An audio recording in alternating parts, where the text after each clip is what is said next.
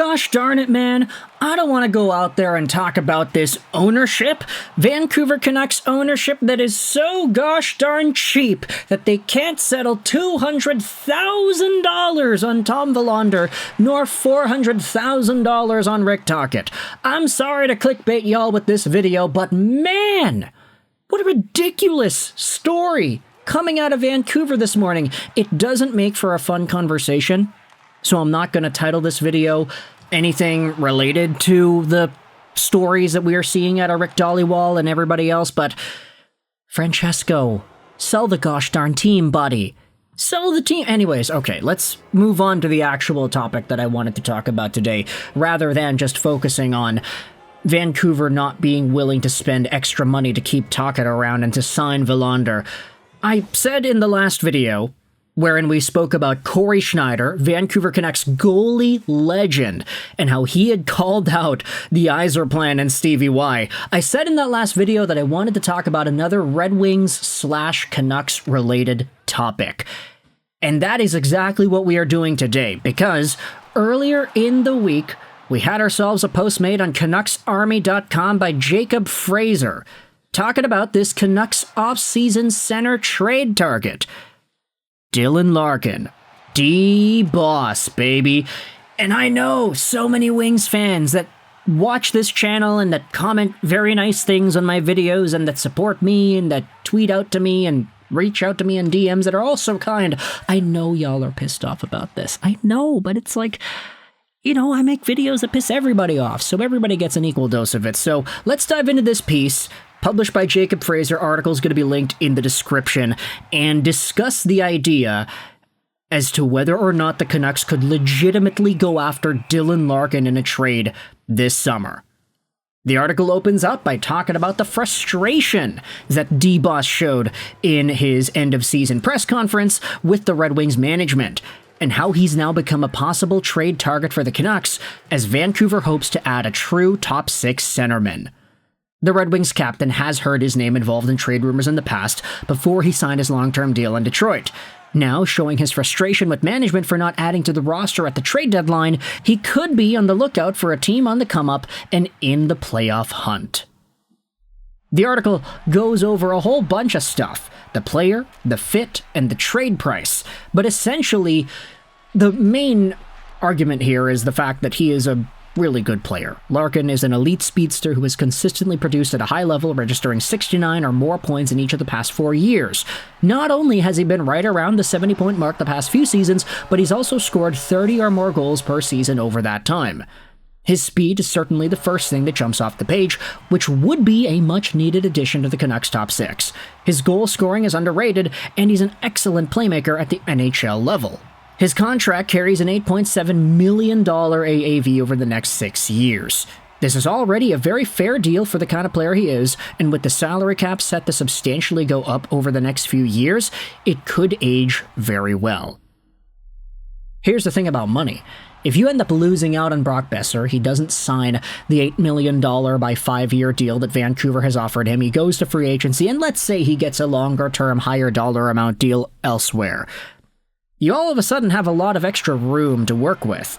There's enough money to maybe go after a Nick Ehlers, and with the cap space the team had already accrued throughout the course of the past 12 months, with trades to Danton Heinen and Desharnais, and sure, they re-signed Drew O'Connor and Kevin Lankinen and Marcus Pettersson. Sure, they have extra money that they have committed to guys, but there is still a decent amount of money that still exists in the Canucks playbook that sees them being able to potentially make a trade for a guy like Larkin. $8.7 million is not bad for a guy who has been a 70-point, 30-goal guy the past few years.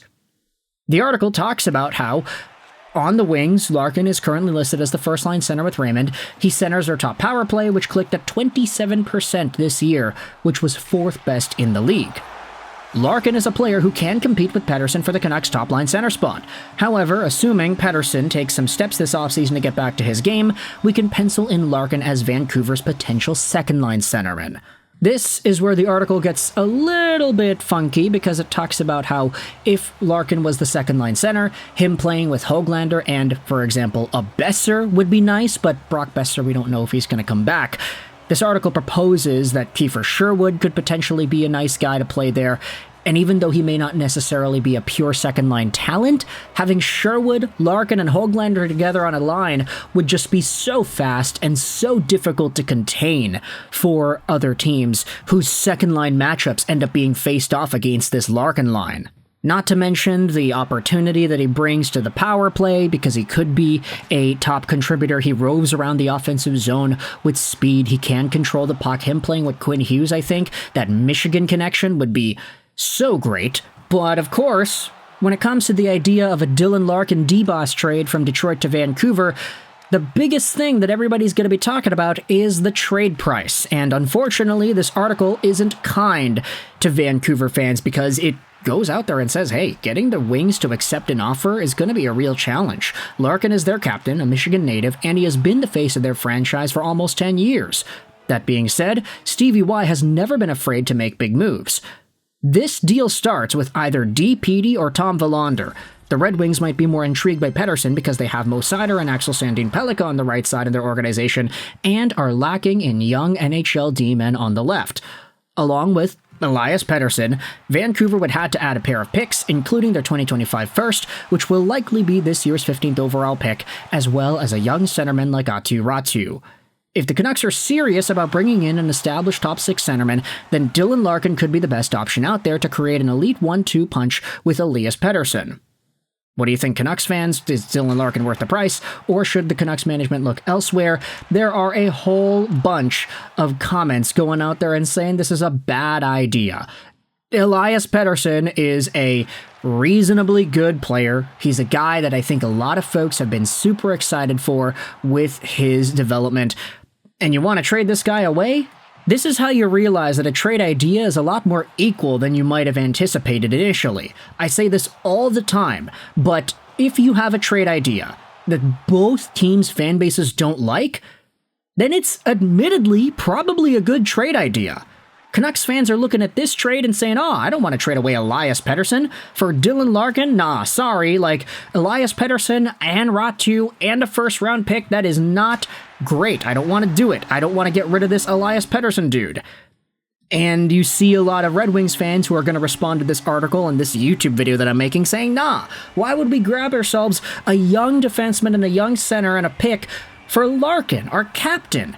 That's not good enough. We need more tangible, immediately valuable assets to come to our team now, because Larkin, him leaving would make our team significantly worse. So this is where both teams' fan bases will argue against this trade for varying reasons, and it's because both of these fan bases would value these assets in a specific way, so much so that the opposing return is like, yeah, I don't really think that's feasible for our team. Maybe Elias Pettersson shouldn't be seen as an untouchable piece for the Vancouver Canucks in their D-core. Maybe not. But you gotta admit, man, he's really good, he's really young, he's really cheap, he's a third-round guy, he's a steal of a draft pick, and his name is Elias Pettersson. This guy would probably be really valuable. So all I'm saying here is, I am not necessarily on board with the idea of trading away DPD, but Dylan Larkin coming to Vancouver would be awesome. The Canucks don't really have any guarantees that they'd be able to go after any other top 6 centers without spending significant money or going after a guy that's too old. But D-Boss, he's right in that age range. He's just a year older than Brock Besser after all. He is a captain. He's got that leadership material. Imagine if this guy was in the room when Miller and Pettersson were fighting it out over the course of the past few years. Who knows what else would have happened had there just been more voices in that locker room. So with that in mind, I want you to let me know your thoughts in the comment section below. How do you feel about the idea of Dylan Larkin heading over to Vancouver in some sort of a trade for Elias Pettersson, Aatu Raty, and potentially a first-round pick too? Do you think it's a realistic idea? Do you think it's a good idea? Do you think Vancouver has stuff to gain out of this type of a trade? Or do you think that the value that an Elias Pettersson brings, plus Aatu Raty, is more suited for this team? If you're saying, hey, Pius Suter's going to leave, Aatu Raty has to be that replacement, he got so hot at the end of the year, don't trade this guy away, what are your thoughts about all that? Let me know in the comments section all your opinions. I hope you enjoyed this video. Rolls 99. And Francesco, sell the team. Bye.